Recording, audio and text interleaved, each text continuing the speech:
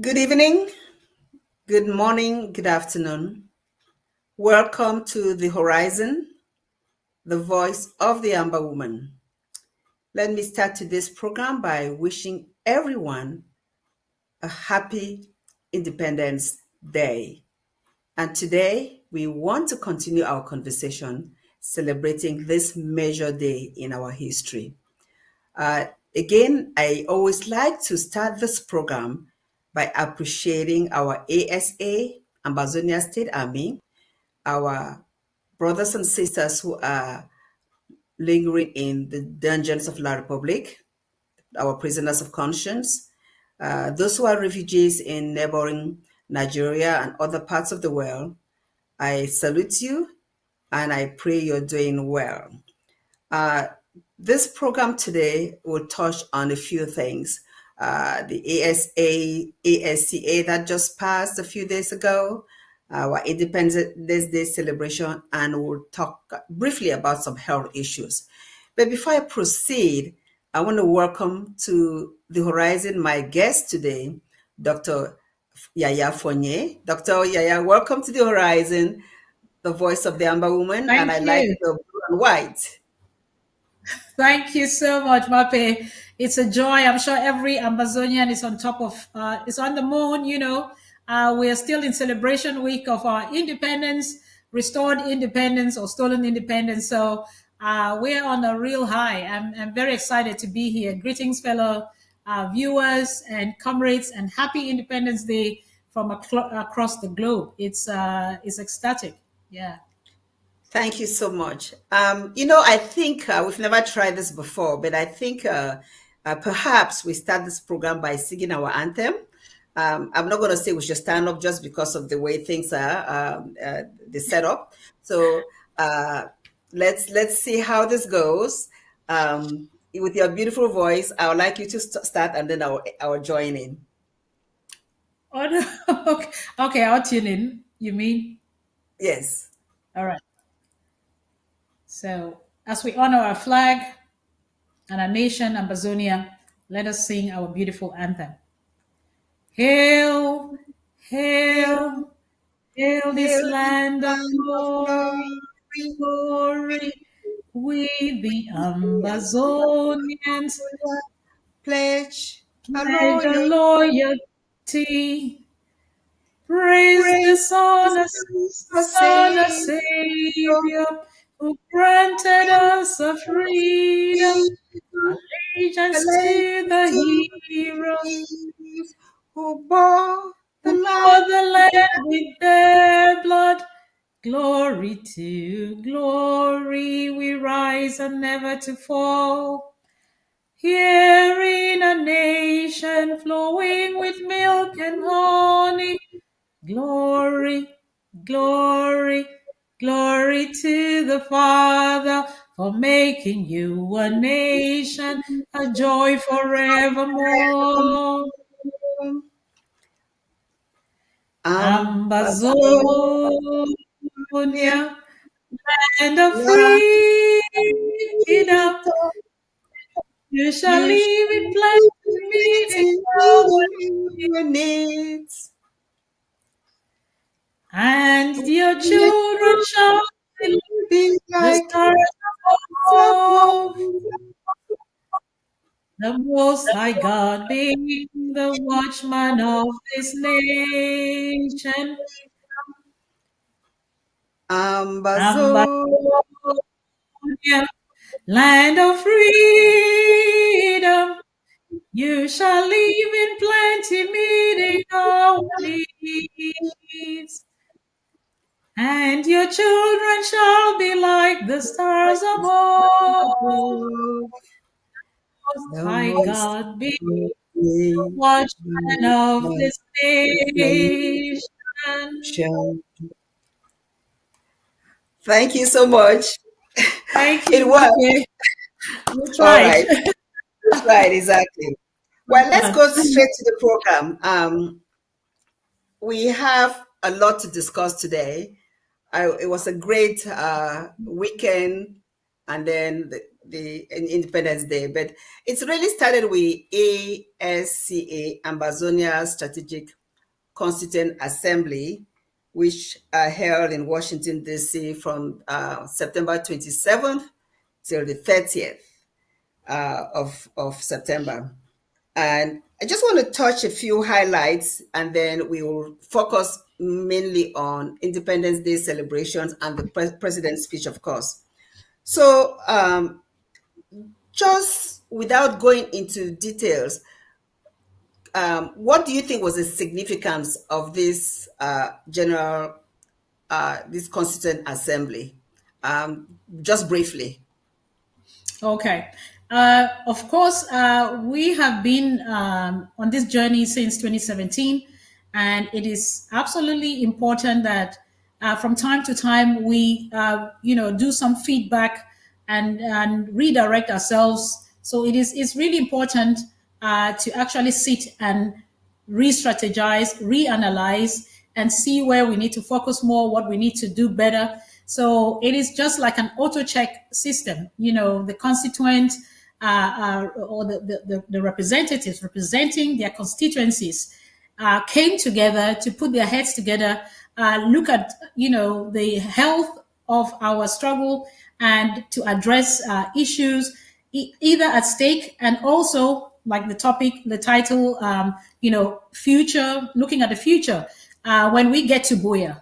So it is really important, I guess, in everybody's life, you actually sit and do some analysis. Most people do that at the end of the year. They say you go through and look at the things you did right or wrong, what you could do better, and then you make plans, with New Year's resolutions. That's pretty much what it is. And this is the third we have had so far. So we could say averagely every 2 or 2.5 years, we do have one. And it's absolutely important so that we make sure we are on course, we are on the same page. Thank you. Thank you so much. And you mentioned that it was the theme, by the way, the theme was Ambazonia Beyond the Struggle, laying the blueprint of a nation. So that is really capturing. It's just thinking ahead, because we've been in this journey for almost 9 years.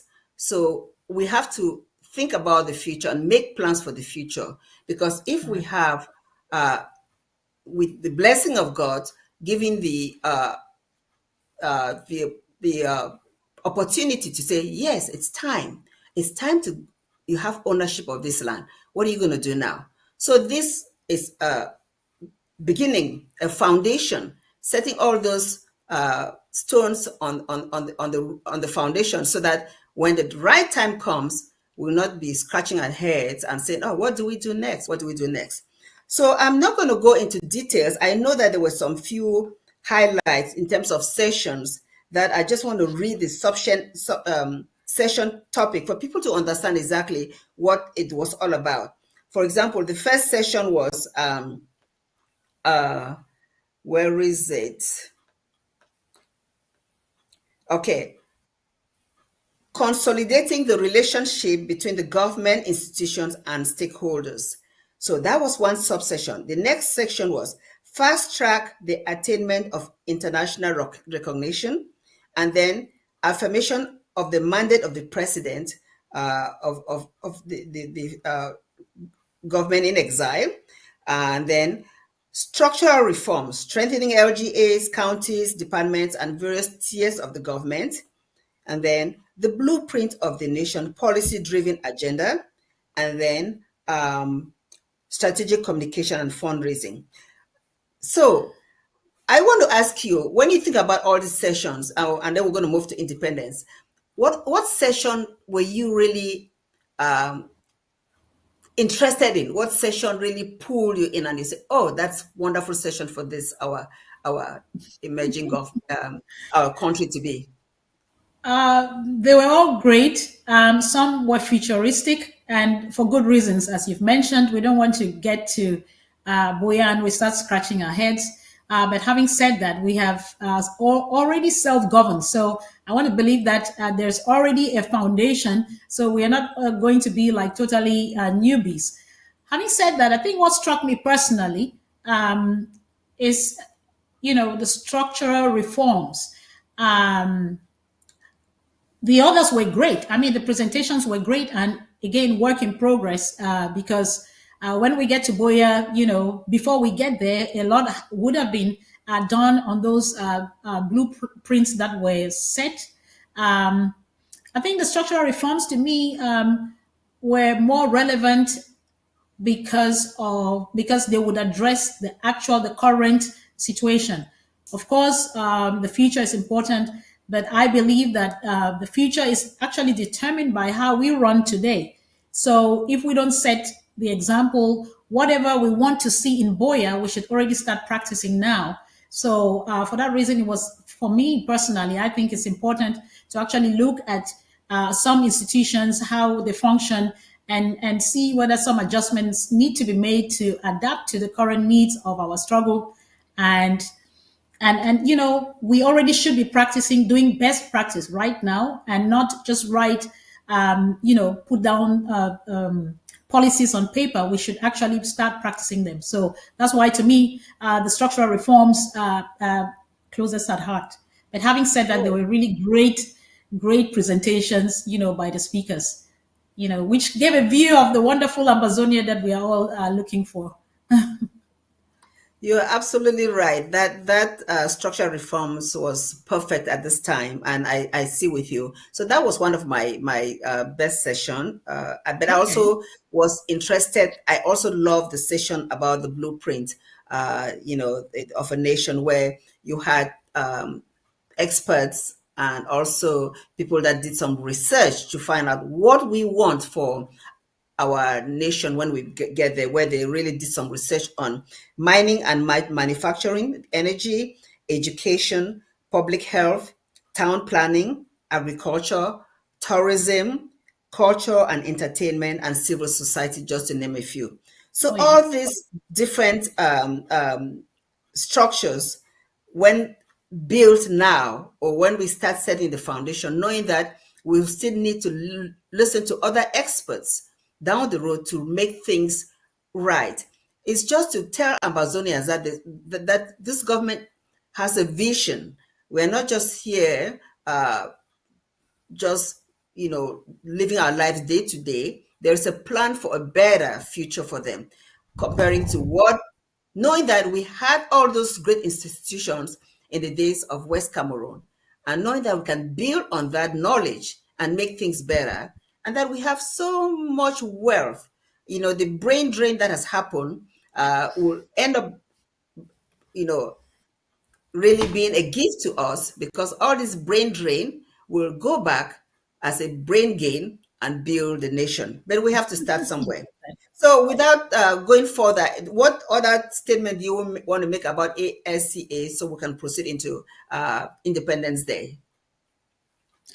Oh, it was great. Again, it was a really good display of good governance, sitting and taking stock, and having honest, heated debates, which is part of any democracy. I know we don't like the word so much, but in the context of governance, it is important that people pull ideas together. We must not always agree on everything. The important thing is to listen to one another and actually give everybody space to express themselves. And then we come up with what the majority wants. That is the Ambazonia that we are fighting for. Where there's fairness, there's the rule of law, and there's freedom of expression. So I think it is awesome. I've never seen this kind of thing in La Republique. So I don't know whether they take stock, they do any kind of feedback and mechanism to auto correct themselves. I don't think so. So it's a great exercise, and that makes us stand out as a different people with a different style of doing things, with openness, fairness, honesty, and yeah, freedom of expression. Okay, let's go now to Independence Day celebration. But let's start with the president's speech. Um, uh, let's start with the president's speech. Okay. Okay. So the president made this brilliant speech and I'm going to just uh, talk about snippets of it, just bits and bits of it because of time issue. Yeah. Um, so the introduction, which I want to just read part of it because it's really important, and have you talk about what you think about that introduction. He says, fellow Amazonians, brothers and sisters at home and in the diaspora, today we gather once again to mark the most sacred day in our revolutionary history, October 1st, the day we celebrate the restoration of our sovereignty.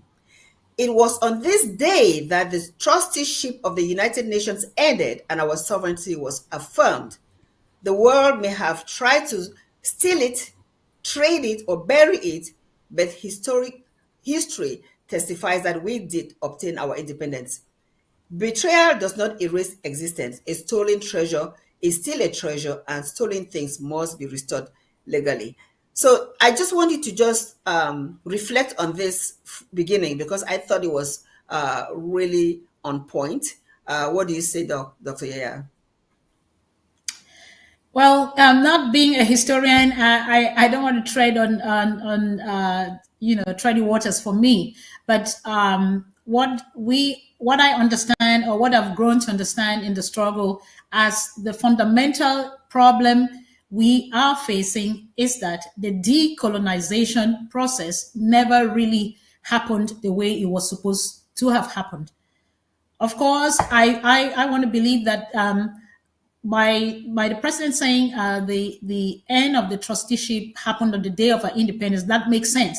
But of course, there has to be a process. Even when you say from this day you are somebody's inaugurated with a title, or even if you become a professor and you're inaugurated, there has to be a period of some kind of orientation before you get into your new role, just like with any new job. So my understanding is that the process as outlined by the United Nations at the time was not followed through, and that is where we find ourselves today. He's just trying to emphasize on the legitimacy of our cause, especially for those who either do not understand, which was a tactic as well, because our history was never taught. We have just learned, with bits and pieces here and there through the struggle, what it really was, So that's my take on that. All right, so I'll just read another section. You don't even have to talk about it. We'll move to another section that is more because I just want to highlight this beginning. He said, today we proclaim before the world, Ambazonia has restored her sovereignty and we are ready to defend it morally, intellectually, and territorially from all enemies, both internal and external. Some have argued that if we say the so-called joining did not take place, then independence never occurred. But under the United Nations, our independence was achieved. So this is just to highlight that, yes, our independence was achieved. He went on and addressed fellow Amazonians, fellow Southern Cameroonians. He said that, and this section has to do with him recognizing some of our forefathers. So I'm going to just read it briefly and then you talk some more about it.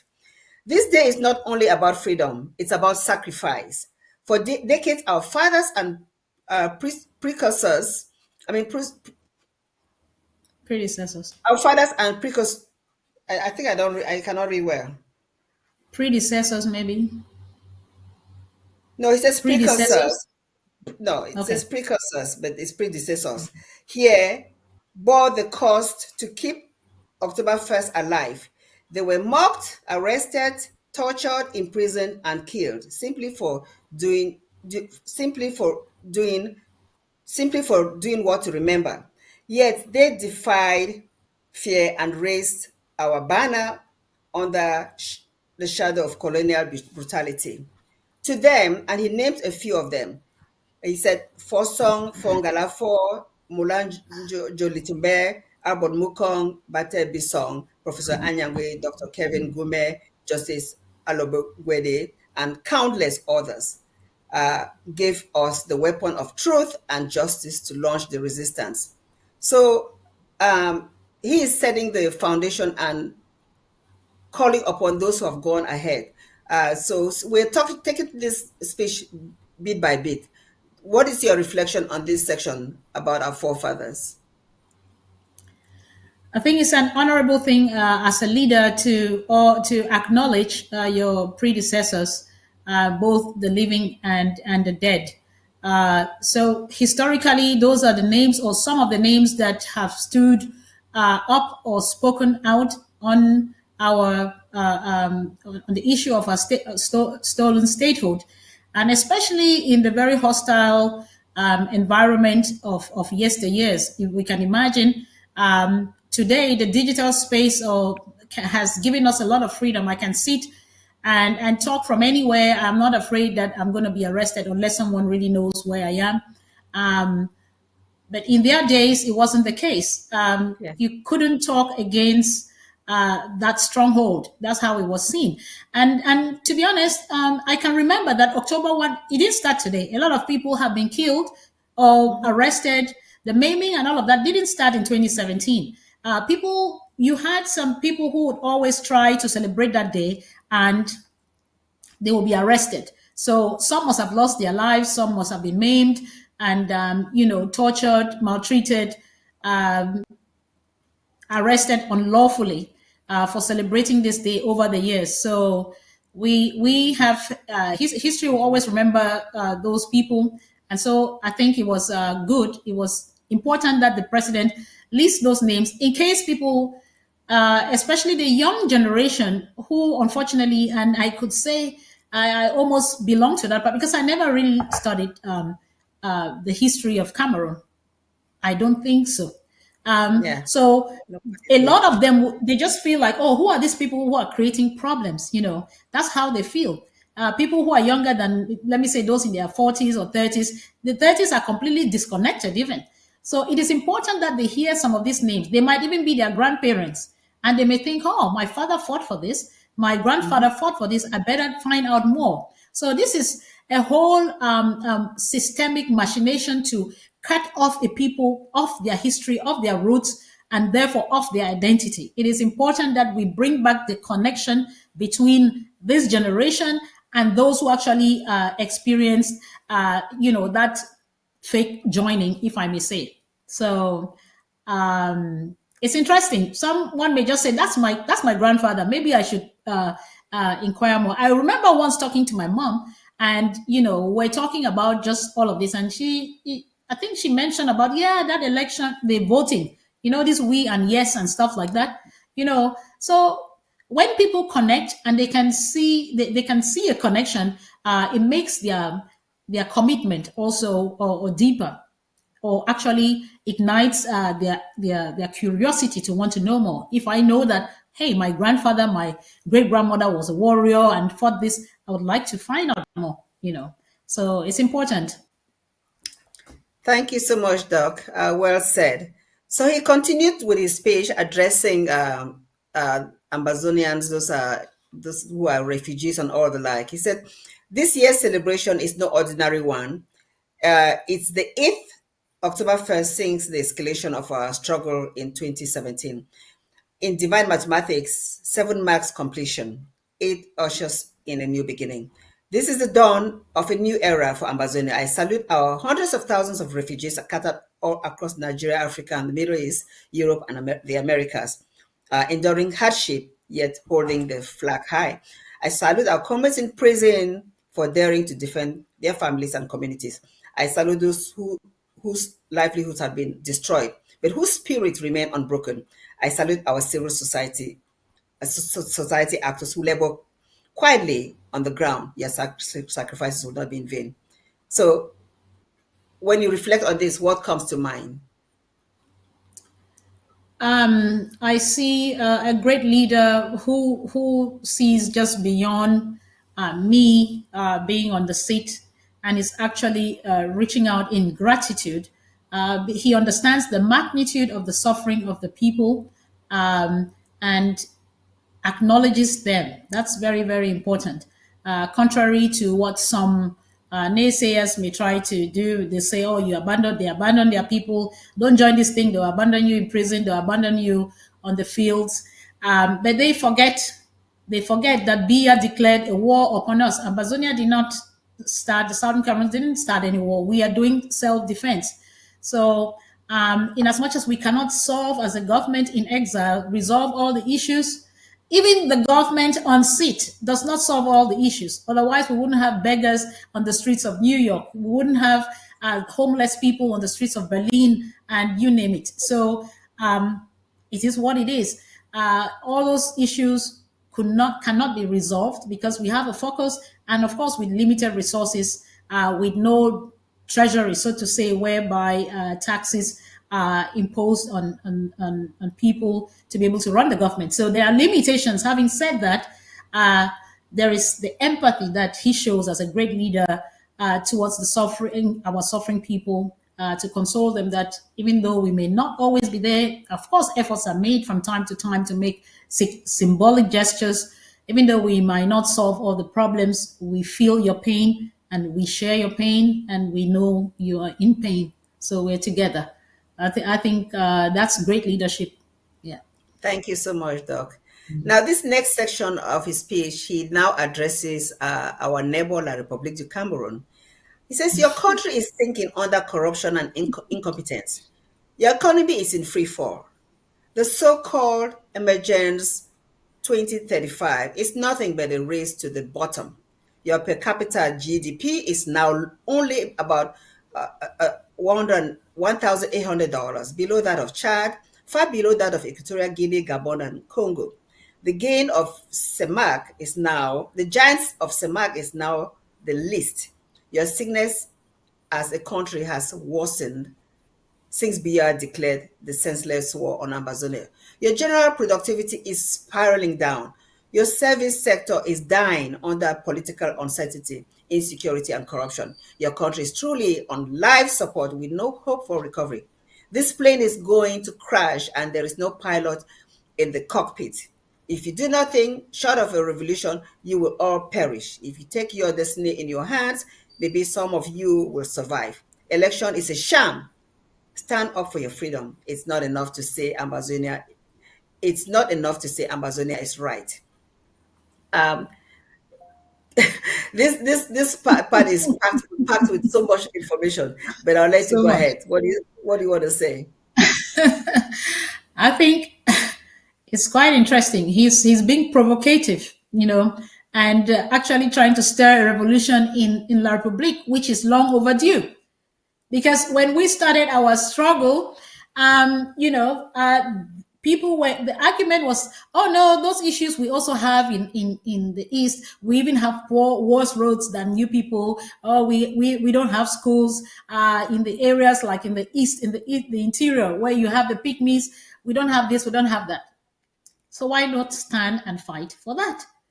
Your country is rich in timber, your land is rich in bauxite, and why don't you have basic roads, basic water, basic healthcare? Why don't you have those? You're rather going for the argument that, oh, we have the same problems, you people should stay. Why not stand to fix your problems? What the president is really trying to do here is to actually emphasize or display that stark difference between the peoples of the Southern Cameroons and those of La République du Cameroon mentality, because people try to reduce our struggle to a language crisis. It is not only it's not a language crisis. Even it is an identity crisis, whether we like it or not. Yes, the colonization or whatever trusteeship took place, we have carved ourselves over time, and we have a character. That we speak truth to power. We look for solutions to problems. We don't just sit and clap hands and say, thank you, Mr. President, thank you, Director, as they say, Monsieur le Directeur. So he's trying to tell them, look, we are doing this. Why do you stay in this mess? Why do you stay in this mess? You can help yourselves. And of course, it is for the interest of our neighbors to also be stable, or in the interest of everybody, or Africa at large, to have stable economies, to have stable countries. Even when Ambazonia shall gain its territory, it is important that our neighbors be stable. Otherwise, we are going to be the country where they'll run to and bring all their mess, and we have to deal with it, whether we like it or not. So I think that was really bold, very smart, and provocative of the president. And to tell those who are still not believing in the dream of Amazonia that look at the difference. Look at the difference. When we were growing up, French Cameroon used to think, oh, they are the most what do you call, civilized or advanced francophones in Africa. I know how they used to make a mockery of the other countries like Ivory Coast. As for Niger, Mali, they would think those are villages. But guess what? These same villagers, as they call them, les villageois, they are the ones who have stood up for their freedom today. Burkina Faso is there, Mali, you name it. So the last of them would be La République of the Francophonie to actually open their eyes would be La République du Cameroon, unfortunately. But they have a call from our president: do the needful, stand up and fight for your generations to come. I found that really provocative of him, but good. Yes, in fact, just to highlight what you said, because I didn't read this section, but you've already said it. He said, "We will not fight for you, fight for your children." That was the next sentence that I didn't read before you said what you said. This is not a Bulu or Bia republic. It is your country. To those partners of Cameroon who still support Cameroon, you should be prepared to follow her to the grave. It will take a miracle for French Cameroon to resurrect. Otherwise, we will welcome you to Ambazonia so we can forge a clear, stable, and prosperous future for our mutual interest. Ambazonia is not a lawless, corrupt, or an evil and unpredictable jungle republic like French Cameroon. We are a nation of gentlemen and ladies. But there was one phrase that he said that I disagree with him. It's a political disagreement. He said, this plane is going to crash and there is no pilot in the cockpit. There is a pilot in the cockpit, right? There is a pilot in the cockpit. In fact, there are two pilots. There's one that is dead, that is just there on paper called Bia. And then there's another pilot, the bigger pilot, that is France. That is also crumbling itself because France is crumbling. So that is the other pilot, the major pilot that do not really see the interests of the people. And if you have pilots that do not care for the people, of course, the plane will crash. That's really the end game. I guess if I may add something to that, he's looking at La République. Of course, the mastermind behind it is France, but France is not supposed to be piloting an African nation's plane.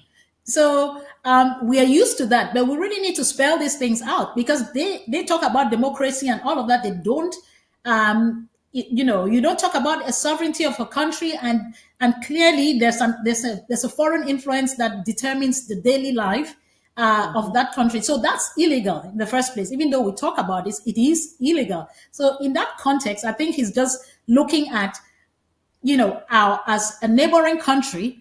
What you can do to improve the daily lives, the daily life of your citizens. So the plane without a pilot is a dead pilot.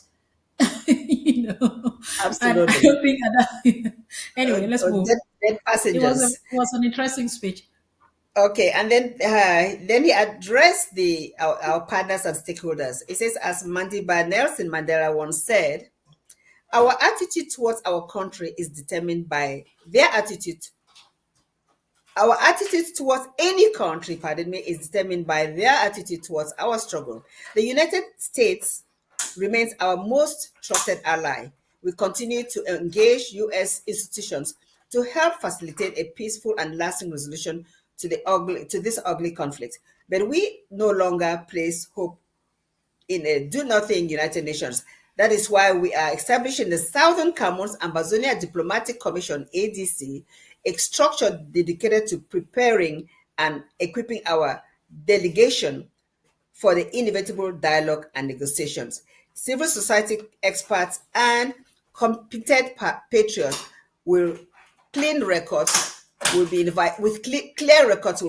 We must succeed where Fonye and his delegation failed. What is your thought about this section addressing our partners and allies? It was It was quite a lot. I'm a bit lost. I'm not sure which one you started with. Was it addressing our partners or talking about? Well, when he Um, talks about our allies being only the United States and the fact that the United Nations is has okay, okay. nothing to Let's go nothing back to to the show. statement. Yes, Yes. So he said, our post. Just paraphrasing, our posture towards any nation is would be determined by their posture towards our struggle. I guess it makes right. sense. It's like if I'm in my down days and I'm struggling, the people who are there for me, they would matter when things get good. When I'm okay, I would trust those people because they supported me even when I was down. Now, I don't want to go into any details because that's an area. Diplomacy is kind of a touchy area. I'll leave that to the president. I think he mentioned the United States as one of our trusted or the most trusted ally. That does not mean that exclusively that it's only the United States that is an ally. We are looking for friends, and supporters of our you know nation to be, because of course there's no nation that lives in isolation. So I think it's good to welcome, to be open. And the other part that I got from there is the establishment of that commission. I guess it would be a commission made of experts, to look into foreign affairs and diplomatic relationships with different countries. So yeah, I wouldn't feed in so much. He's just recognizing, acknowledging the role of the United States, but that doesn't mean exclusively that the United States are only supporter. I guess that's Okay, my I'm take. not sure why you're not on the screen now talking because I see only myself. But I've sent a message to Can our you hear me? technician. I hear you clearly. I hear you Ah, okay. clearly. Okay, so the final part, there you Yes. go. Um, so the final part before his conclusion was he talked about what happened in the past previous days, the 2025 Amazonia Stakeholders Constituent Assembly. So he talked about the significance. So we're not going to go through this because it's kind of long and we've already discussed most of it here. So we Mhm. want to talk about Independence Day celebration. But his conclusion to this amazing speech was, uh, my final charge to you all, fellow compatriots, on this 64th Independence Day, let us renew our courage, deepen our unity, and strengthen our stubborn determination. The finish line is close. History has already crowned our cause with justice. Now we must crown it with victory. Let us march together with faith, discipline, and a relentless hope. Let us journey to Boya as one people, united, focused, and unstoppable. That is the greatest assignment handed to our generation. Your reflections. I'm just taking by every word that I have to kind of beat myself to get back. To be honest, it was such a powerful speech. It was awesome. I've actually lost my train of thought, but I think that was an invitation, again to everybody that Mhm. Boya is real. And to be honest, we have seen October 1 celebrations over the years, but there's something special about this. Oh, I don't want to, I think that's the We're next going to get phase. to that. Yes, we're going to get Exactly. to that. So he's just telling people, come on board. Come on board. Let us unite. If you were out or by the side for this or that reason, Boya is real. Let's walk this walk to victory together. So again, great leadership, an invitation for all Southern Cameroonians, Ambazonians, to join this boat. It's a winning train. It's a winning train. Join and let's celebrate together in Boya. Yes. Amen. Amen. Okay, that concludes our discussion about the president's speech. I mean, it was quite a long speech. We cannot really touch on everything, but I think we captured the essentials. Let's move now to Independence Day celebrations in the home front. We'll start with our one, I call it our one man blue and white army warrior. I hope we can see some images of Ma Mildred because she's just amazing. Year in, year Oh, out, okay.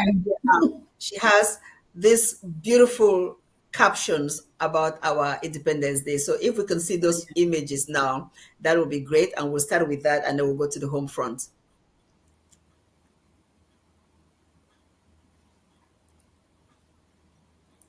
I hope they're listening to me.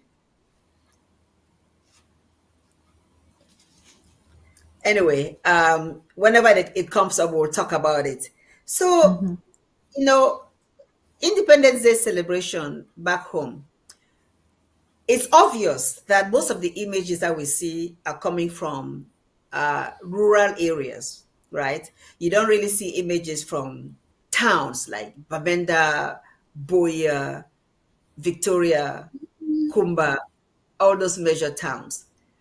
But the fact is that people are celebrating in their homes. The only reason they can't go out and celebrate is for fear of their lives. Because all these people came out on September 22nd and October 1st, 7, 8 years ago. So, what is your thought about that? I know I just said in brief, but I'm sure you have more to talk about it. Why don't we see these celebrations in major towns?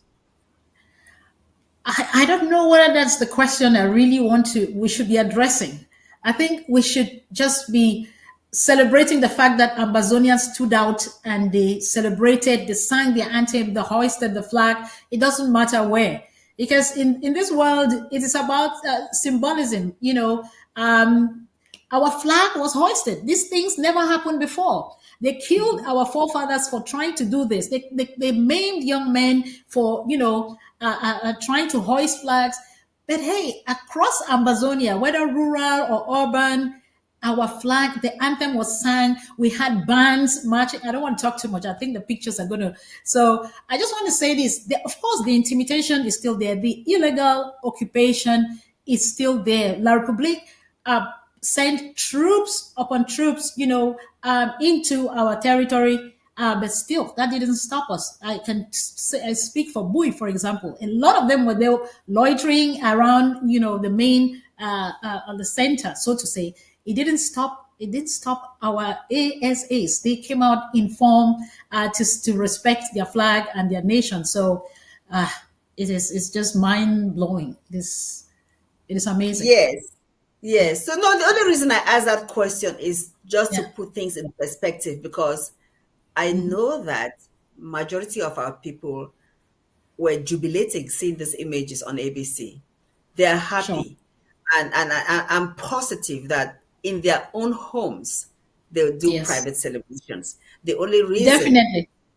so that is the point I asked that question because these are Sure. the same people that came out on September before they were met with gun shots from helicopters, and that is a fear of that repeating itself that Correct. they cannot do the Correct. same thing because Mape, they believe. Yes, there not we to go. cut you short. What you are saying, in Yes, fact, you're very right. I think you're just trying to emphasize on the fact that our people are still under some illegal occupation, and therefore there's fear. I just want to give you an example.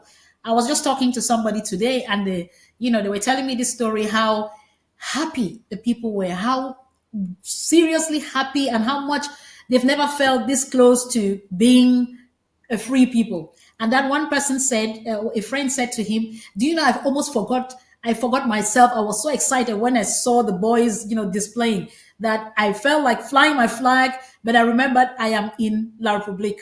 So, just confirming what you're saying, a lot of our people are, happy, but in closed doors. But look at the still, images. Look at that. Look at that. oh my God. Oh my God.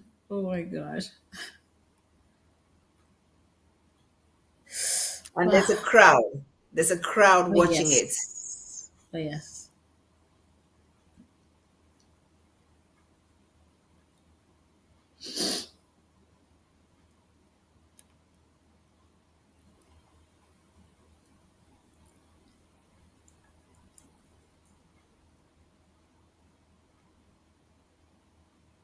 Look at the blue and white flag. Oh, yes.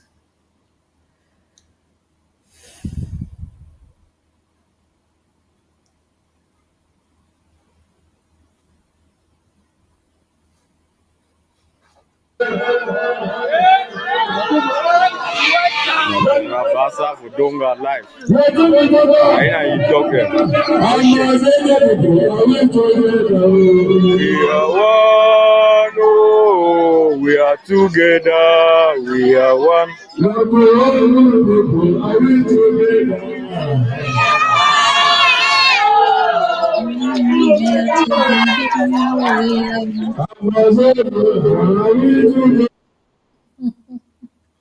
You know, Amazing. I was just thinking that there are some people that um, are younger than myself. No, let me even talk about those who are my age mate and maybe a little bit older than me that lived in our land before all these changes occurred. That are probably thinking that these people are crazy. You know, there are some of them that they look at us and think that these people are crazy. Oh, okay. That way. Yes, but the fact is that look at the United States of America. When the pilgrims came and settled here and tried to build this country, there were some people thinking that, oh, those people are crazy. Nothing will become of that. Look at the United States of America now. You know, despite what is happening with politics, it's one of the greatest nations that is have people free. I say that life is worthless if you are not free. Life is worthless if you're not free. I mean, uh, even if just think about you, let's say you have an illness and you're home, you cannot go about doing your own daily things. That is already some sort of something pulling you down. You're not free to express your choices, to do things that are pleasing to you, and that's what our people are fighting for. You know, just that basic right to have choices, to go here, to go there, to buy X, to buy B, to send your children to certain schools. You know, those are all lacking, and that's what our people are fighting for, and they know that. But when you see those images of Independence Day celebration, what comes to your mind? Victory. Victory. I see victory. I see Boya this close. So this Independence Day celebration is one of a kind. It is a step, it's a touch, higher than what we have witnessed in the past.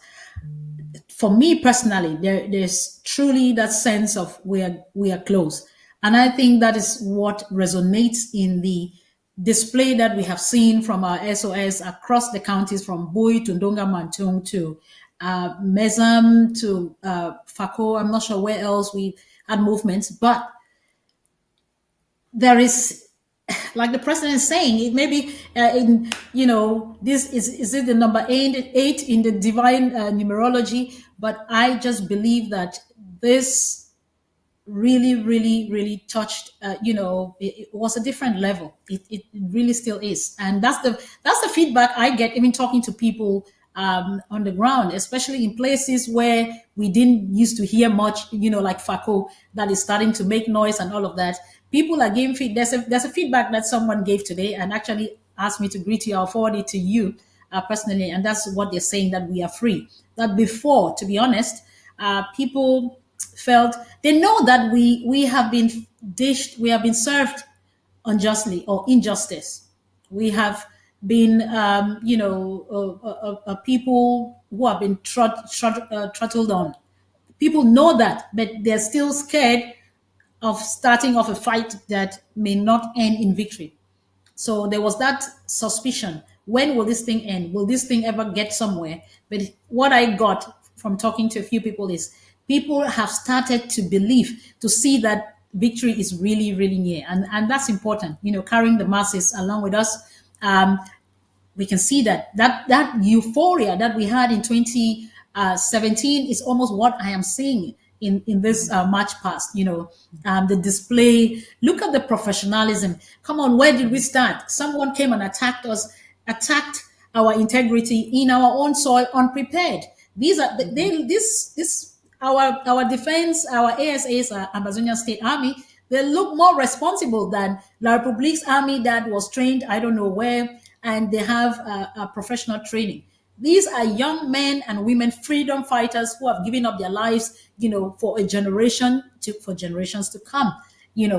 Over the years, they have been molded by the barbarism from La Republique, and they have built themselves, taught themselves the hard way, and now they are looking so professional, acting so professional. So to me, this is announcement of victory, because Mape, the interesting thing is those march pasts in La Republique is still in these counties. I can say that for Bui. They were there, but they know that hey, that guy, that's their area. We can't mess up with these guys because they are tough. So to me, what is that? It's victory. They came in their numbers, in their panzers and all of that, but they couldn't stop this. So I don't know how else to see this. This is a senseless war that Mr. Bia thought would be finished in 2 weeks. And hey, 8 years down the line, young men and women who say my freedom and the freedom of my generations is important. I will lay my life for this. They have become professionals. It is such an honor. I really salute them from all over Amazonia. They have made us so proud. I am so elated. I'm so elated. Yes. Yes, I am elated also. But there's one thing that is, you said there's something that is unique about this celebration, this 2025. That it's, I would say, in the eve of their so-called fake election that is coming.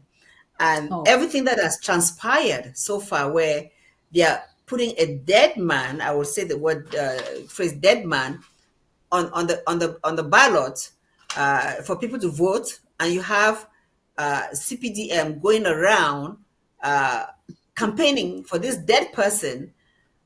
It's just an obvious thing to ridicule, because it shows that that's a country that has no morals. That's a country that is, as the president said, is sinking without a pilot. That's a country that you don't want to belong to. That's why you have to continue fighting for the one that you have a voice, the one that has a vision for you, for your children and great-grandchildren. So this particular year, this celebration, in the eve of their fake election that is coming, and also from warning from our president, which was also in the speech, telling them that there will be no elections in our land, is also what is highlighting the beauty of this celebration. Don't you think so? Oh, definitely, definitely. I almost forgot that, because we're really in a state of ecstasy, almost. Yeah, the message is clear. We are two separate people. We had independence on 2 different days. Our boundaries were well demarcated by the United Nations. We're 2 separate people. Tried an experiment, didn't work. We should freely, and we can freely, and we have the right to freely say we don't want it anymore. And we have said so for 60 years, been suppressed, and now we took it upon ourselves peacefully, though. And then they came on us, heavy-handedly, and we have resisted, and we are toppling them over, because this is what I say. This is what I see. You came thinking you're just going to crush us in 2 weeks, and 8 years down the line, your well-trained military, salaried military cannot stand. They can't match us. Wow. I don't know if I'm still on the topic. I'm not sure what your question was, Mappy, but yeah, the excitement is real. No, you're just highlighting why our people are really celebrating this day, knowing that they're okay. About the elections, right? Yes. Yeah. Yeah. So when you see this stark difference, the president clearly made, it's like a tabulated. You know how you say plus and minuses? Look at the good in Amazonia, look at the bad here, look at the good here, look at the bad here. And you have expressed that. In Amazonia, we're people who were principled people. We have a vision for the country, and we can speak up when things aren't going right. La Republic, there's chaos. There is a banana republic. There's lawlessness. There's hegemony. There is, democracy has turned into a monarchy. Why do you want to belong here? First, they don't even recognize you as an equal partner. They say you are dogs, we are dogs, we are this, we're second class citizens. Why do you force yourself, to be accepted? You have an identity. Go where you are respected, where you truly belong. And Right. there'll be time for Amazonia to do its own elections. So I don't understand people of Southern Cameroon extraction who, in this current dispensation, are still daring to participate in such nonsense. Well, the great thing is that when they see these images of Southern Cameroonian young uh, men and women forging ahead, celebrating this day, they will then realize that they're on the wrong side of history. So we were going to conclude this. I don't know any closing remarks about our Independence Day celebration, so we can briefly talk about a health issue, health topic, which will continue on subsequent programs. What's your, Yeah, it your is. final thoughts on our Independence Day celebration? It was brilliant. I think we're it was such a wonderful combination. So we saw the unison from the diaspora, preparing post ambassador. Oh, those are the pictures There you go. from Ma Yes, Mildred. Oh wow, this is yes. this is awesome. Oh, this is this year's. I haven't seen them. Beautiful, beautiful. The blue and white. Oh, brilliant.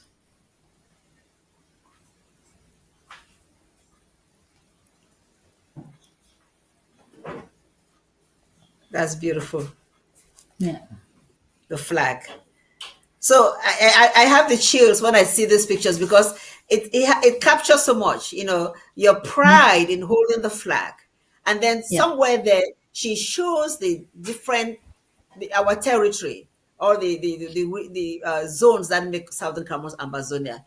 It shows our president, the leadership, and of course our flag. So her images just capture the whole thing, and I call her a one-man blue army. Warrior, and I just Amazonia is free. That's the message. Amazonia is free. Indeed. Happy Independence Day. Oh, beautiful. Thank you, Indeed. Ma Mildred. Thank you so much. So wonderful, and she does this every year. Yes, yes. Brilliant.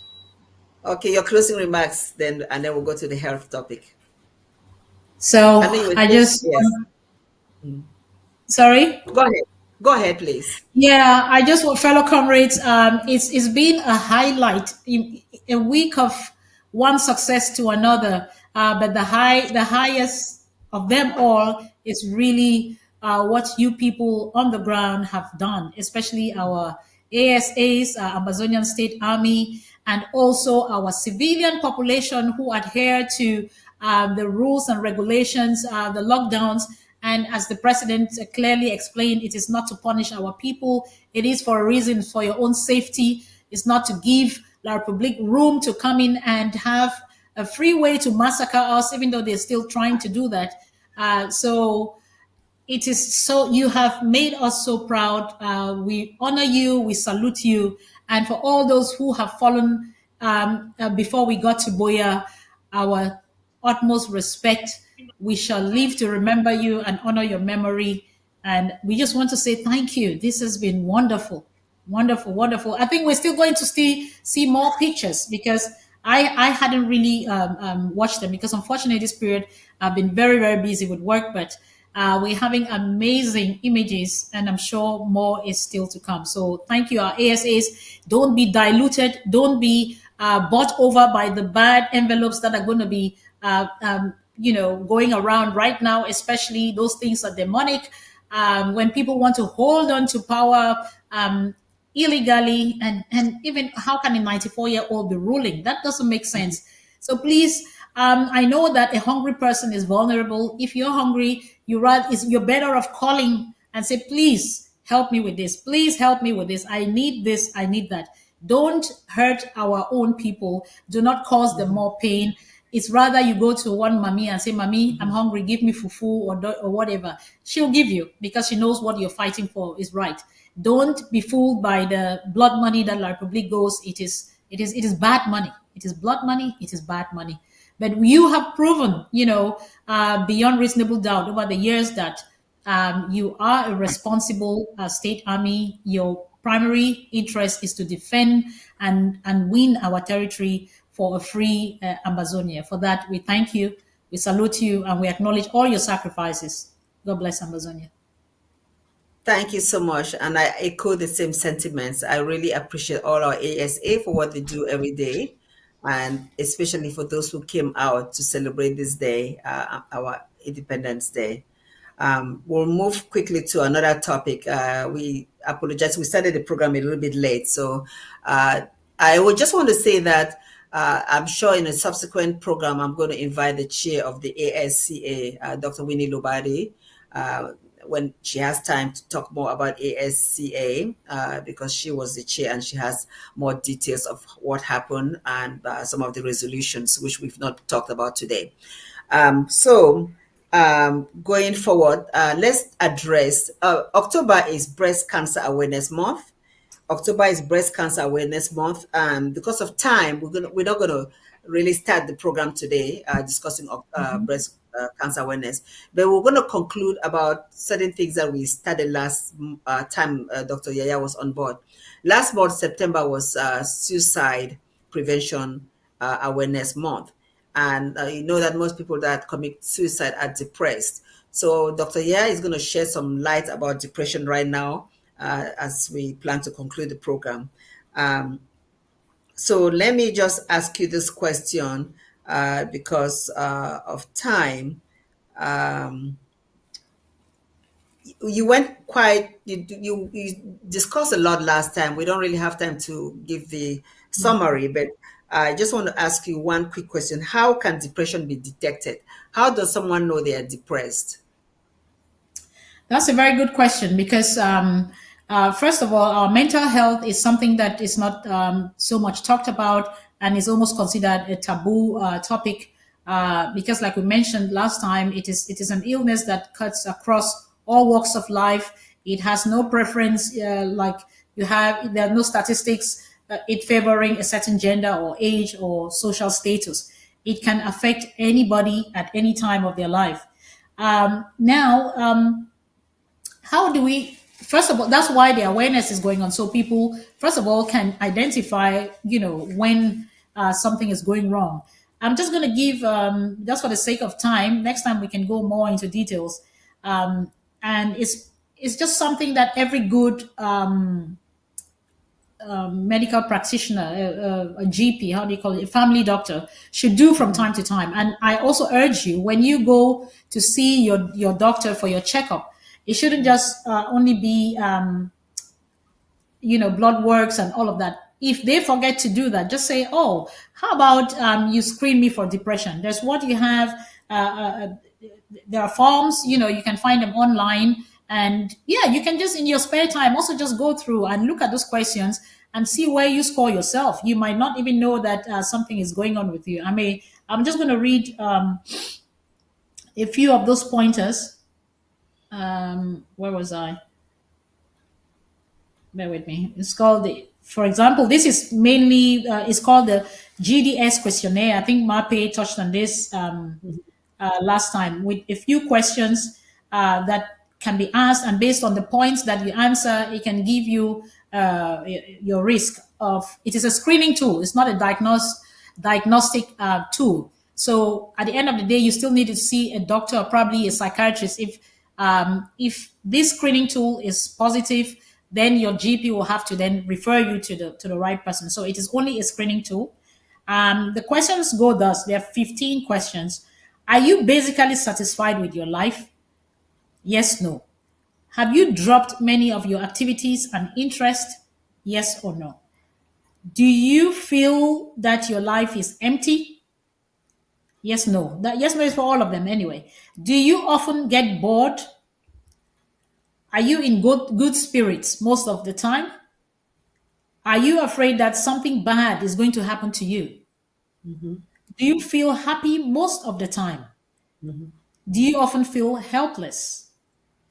Do you prefer to stay at home rather than going out and doing new things? Do you feel you have more problems with memory than most people? Do you think it is wonderful to be alive now? Do you feel pretty worthless the way you are now? Do you feel full of energy? Do you feel that your situation is hopeless? Do you think that most people are better off than you are? So based on your answers, whether yes or no, if you say yes, then your scores you have between 0 to 4. That is normal. Between 5 and 8, that's a hint. That you have mild depression. Between 9 and 11, moderate depression. 12 and 15, the 12 to 15 points. That means out of this 15, if you scored you answered 12 to 15 with a yes, you have severe depression. So again, this is a screening tool, but it really helps to detect, depression or those at risk of it, and this needs to be taken seriously. So when you go for your health checks, again, let's talk about general things, if not only depression. We're getting to the close of the year, and people should be preparing to do their MOTs. Like we go, do our car checks and all of that. Your body is very, very important, so you should take that seriously. Depending on your past history or your family history, or even your personal history. I would recommend that above 50, people should at least see their doctors twice a year. I mean, just for checks, not when you have issues. Of course, when you have issues, you're forced to go to the hospital. And make sure that when they do the blood test, you also explain to your doctor, if he doesn't ask, the risk that you have, or recurrence, or the occurrence of certain diseases that if they are common in your family, then you should be checked for it. For example, if you come from a family where there's sudden death, unexplained death, young people just found dead, that's a high flag that there could be something maybe with your cardiovascular system. Make sure you say these things, because the tendency, just talking to people and family, when they say they've gone to see their doctor and I asked them a few questions. What did he say? Oh, the doctor didn't tell me this. Oh, he didn't give me this. So what I'm trying to say here is you need to be proactive. It is about your health, remember? So you need to be proactive and make sure you make the best out of those visits. Nowadays, it's even hard to have appointments. So don't go to an appointment and waste it. Tell the doctor things that he doesn't ask you. And above all, remember to ask about your mental health. Say, hey, doc, I would like to be screened for depression. It's not something to be shy. He may forget, or for time pressure, is rushing to get you out of his and move to the next person. So yeah, it's important that we think about our mental health, especially living in this Western world. It may look all comfortable to some extent. Yes, there are good roads, good this and good that, but the society as a whole is living under undue stress. And that's why you still see millionaires or very rich people still suffering from depression and even committing suicide. So we need to take our mental health seriously. And if you also notice a difference with your partner, your child, or anyone around you, you can go through this stuff in your playtime, like people do puzzles, read them yourself. And if you see that you're clicking a few of them, they all have the analysis there. Above 5 is already cause for concern. Then you may even ring your GP. And in some countries, you have you have a depression or a suicide hotline. God forbid, hope we don't get to that stage. But what I'm saying is there can be times there's a lot of loneliness and isolation in this world that we live in, whether we acknowledge it or not. Just the lifestyle, the fact that people are super busy. You go, there's a lot of monotony. You go to work, come back, you just want to rest and sleep. Go to work, come back, and so those are all situations that put us already in a high risk situation. I'm talking now of the diaspora. Of course, back home, the blessing of the community that we still have is a huge network that actually helps to and dissipate a lot of this stress that people may be feeling. I know a war situation is also a real stressor that can push people into feeling hopeless, especially when their livelihoods is threatened and they have left all their belongings, they left their homes and they're homeless. So on the other side, we still do have those aspects. Whatever it is, um, you know, hang on to each other. For those who are out here in the diaspora, there's a lot of help. You have help. You have what do you call not not roof. You have like helplines. Where if people are feeling really helpless, you don't know where to go, you don't trust someone to talk to, you can call, Google these things. Any hotline, suicide hotline or depression hotline or whatever. So to talk to somebody who can just maybe give you some tips on how to calm down and maybe even get immediate help if that is necessary. Yeah. So Mape, that's about it. Maybe for today we Yes. can do more with time. Yeah. Yes, we'll do more with time, but I'm glad you brought all that up. I know that when I go for my physical, and I'm thinking that that's the standard, the questionnaire that you mentioned is asked of me even before I go to see the doctor. Okay. So there's a pre questionnaire, that pre-visit questionnaire, that you answer those questions so that it makes the process long. So that when you answer Yeah. those questions, it gauges your emotional health, because we have always not taken emotional health very seriously. I have a friend who recently came from Australia, and she told me that in Australia, uh, every single Australian has their medical doctor. They have probably a social health worker, or probably a mental health counselor, or maybe it's a psychologist, and then of course maybe a lawyer. So they take this very seriously, because in every household there are there's a spectrum of health issues, Yeah.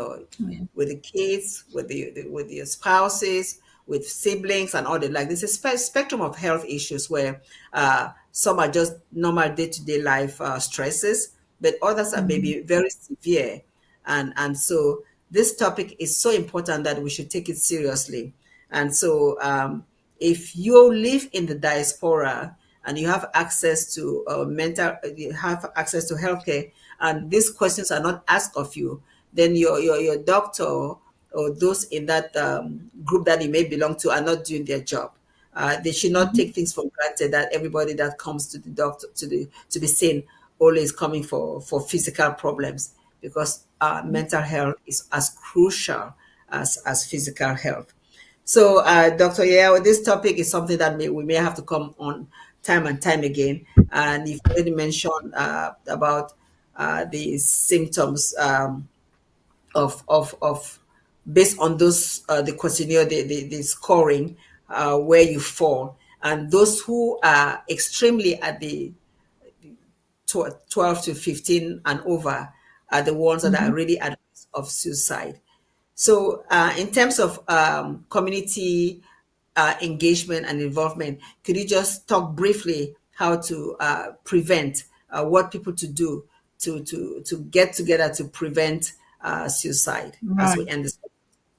Yeah, I think the first thing is raising awareness, because some people could even not understand, be in severe or could be suffering from this and not knowing, and they are questioning and saying, "Why do I feel this way?" Because no, they've never heard anyone talk about it. So the first thing is, knowledge is strength. Just like we say, health is knowledge is strength. So we need to raise awareness of what this looks like, what it feels like, and that's one thing. It is just um, again, just talking about the blueprints for Amazonia. Unfortunately, I missed your talk, but as part of our blueprints, we are going to have a lot of these inputs in our educational system. To make sure that the society is aware of these things, and especially to reduce the stigma. So the first thing is, raising the awareness about depression and suicide, and reducing the stigma around it. Because when a topic is stigmatized, and somebody like HIV in the days, a lot of people died, I believe, Yeah. back home or in Africa because of the stigmatization and the finger pointing, and therefore the people had to hide themselves, be isolated. Some family felt shame, and they pushed these people to the back door, and they even died from mental, or the sped up the progression to their death because of their mental health or ill health as a result of this isolation. So we need to reduce stigma around the topic, and also strengthen support systems in schools, in workplaces, in communities, so that once we have identified these individuals, it's not only to, oh, you are depressed and what next? I don't know what to do. So we need to also have the support system in place, meaning trained staff, to deal with depression, psychologists, psychiatrists, or just support workers,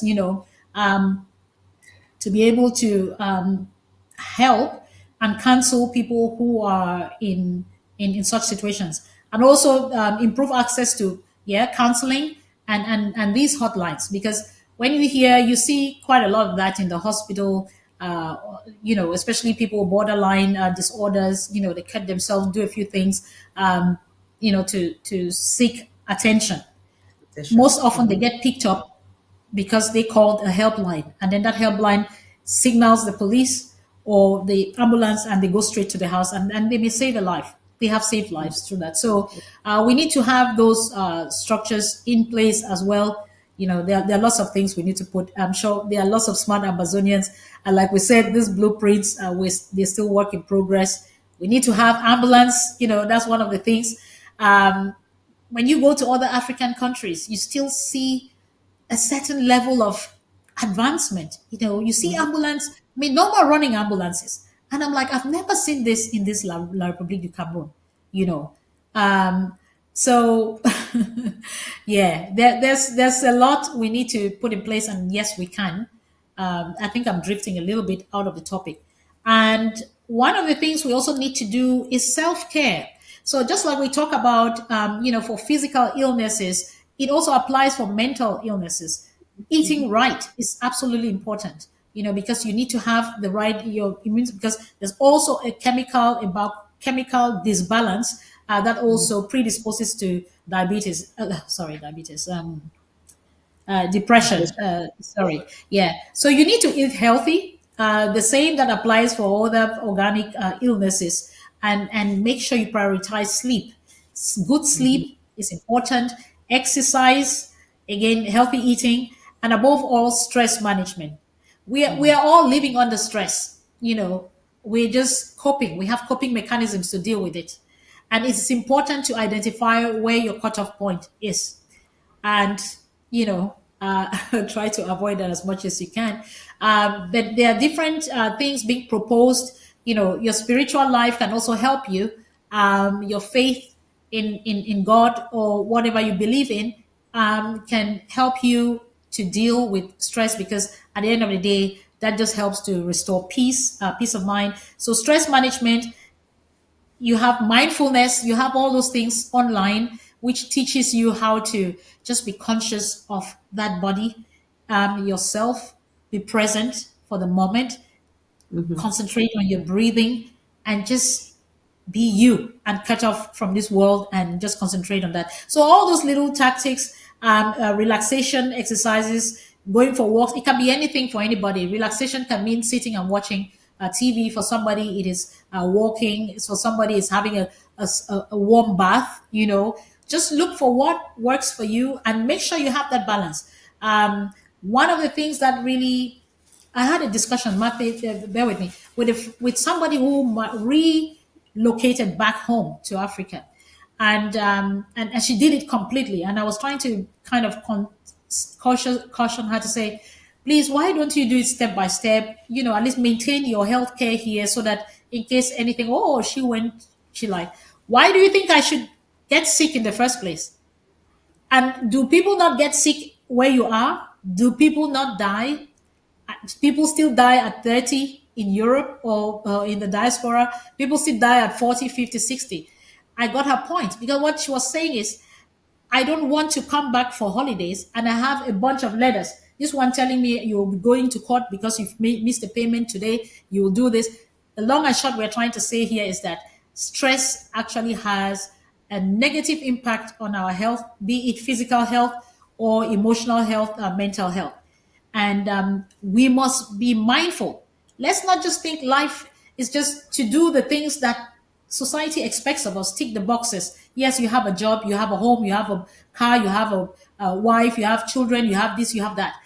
Think about this body as a temple, and you have to honor it. Just like some of us even pay more attention to our cars, than we do to our bodies. So in as much as you do the work, you bring the money, you do all of that, hey, why are you doing all of that? Do you rest that body? Do you actually have balance? It must not be expensive holidays. Just make sure it may just mean going out 15 minutes walk and having fresh air in the park, just breathing fresh air, looking at trees, or going by a river and just looking at ducks and all of that. You must find a way to tone down, because we are all, whether we know it or not, under some kind of stress. And so we must learn how to de-escalate that. And then support network, again, like we said, your faith-based or culturally based or family. Family is the first, I always say. And also good friends. Avoid toxic relationships. Yes, that's one thing that that can affect people. Sometimes you can't, but as much as possible, try and do. But after you've done all this non-pharmaceutical thing, because we always think of management being straight to taking tablets, that will leave for the professional therapist. You always start with non-pharmacological methods, and these are the things, healthy lifestyle, healthy living, exercising, eating right, sleeping right, and making sure you have some balance between work life and you learn to relax. There are different techniques, and have your support network. Make sure you keep good relationships so that you have people to lean on, and they can also lean on you. That's about it. Just general points, really. Okay. I think we're going to be ending the program now because of time. Thank you so much. Thank you so much for being on the horizon, the voice of the Amber. So as we conclude, I know you talked about the mental, that questionnaire asks some specific questions, but also there are some physical signs that may help people determine that they may be depressed. For example, change in appetite, right? Change in appetite. Some of them you may overeat or you lost appetite. That could be a physical sign. Sleep Yeah. disturbances. You could have insomnia or excessive sleeping. You can just find somebody just sleeping all the time when they used to be very active. So whenever there are these changes, then you can have someone who has is fatigue or loss of energy, or somebody that has body pains and aches, and then weight gain or weight loss. So some of those are some physical signs that you can really see, that somebody who knows you can see and say, oh, something is wrong with this, my sister or my brother or my friend. And I Right. think what you mentioned about community support is so important, that you have friends that you can rely on, that you can talk to, or who can really call you out and ask questions and help you seek and assist you in getting the right help that you need to make you whole again.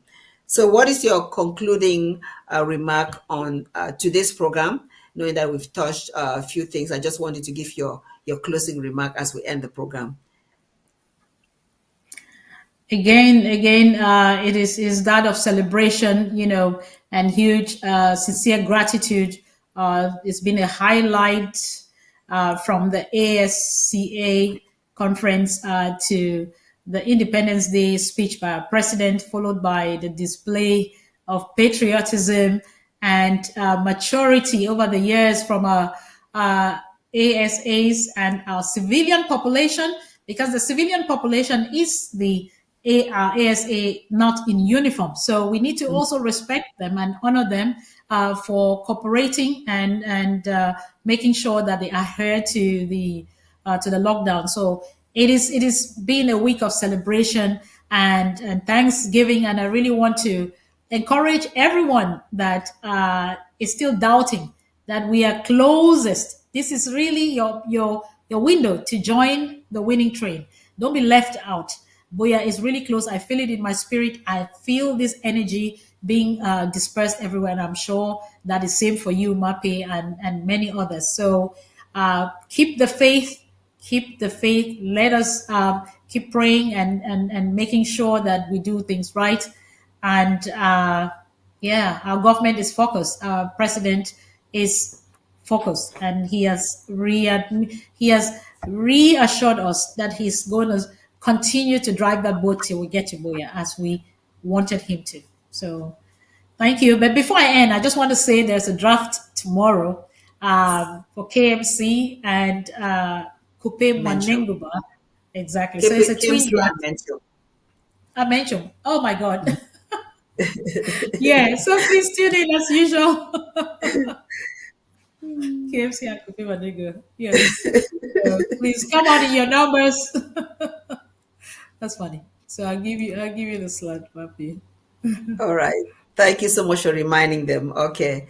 So thank you all for being on the horizon, the voice of the Amber Woman, as we discuss important topics that affect our quest for international recognition. And I want to end today's program really by really, there was a quote that I saw that I wanted to remind people of. It's my fault that I didn't have it ready, but I hope I will see it right away and then I say what I have to say. This is a Okay. quote from Malcolm X. It says, "You can't separate peace from freedom because no one can be at peace unless he has his freedom." So that's why we celebrate Independence Day. But I want Oh, to wow. give this final message as we end this program, and this is going to be the last thing that I say. I want to read the last phrase of the president's speech again because it's just what is it sets the pace. It tells you what is expected of you, and this message really goes to all those who have left the fold. Remember, we started this quest. There were so many of us, and some of them have left this government. That started with Siseko, Ayub Tabe, and now President Sako is at the helm of this government in exile. Some of them have left for different reasons. Some of them were deceived by people that have selfish agenda, people that have been bought by La République du Cameroon. So this message also goes to you. And let me just read this final message. Fellow compatriots, on this 64th Independence Day, let us renew our courage, deepen our unity, and strengthen our stubborn determination. The finish line is close. History has already crowned our cause with justice. Now we must crown it with victory. Let us march together with faith, discipline, and relentless hope. Let us journey to Boya as one people, united, focused, and unstoppable. That is the greatest assignment handed to our generation. And this is the final message from the horizon, the voice of the Amber woman. And one more time, happy Independence Day. Thank you so much.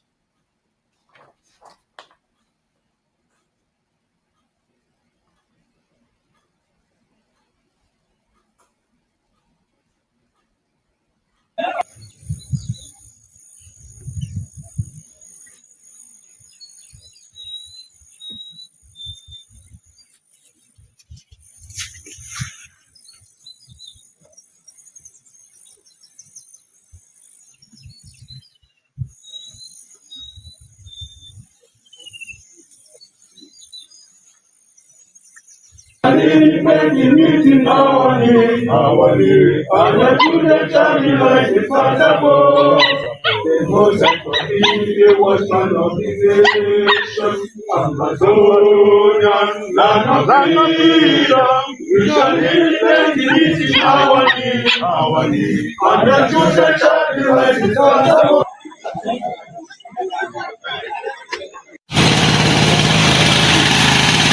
Our Independence Day, they call it 1st October. And you will be celebrating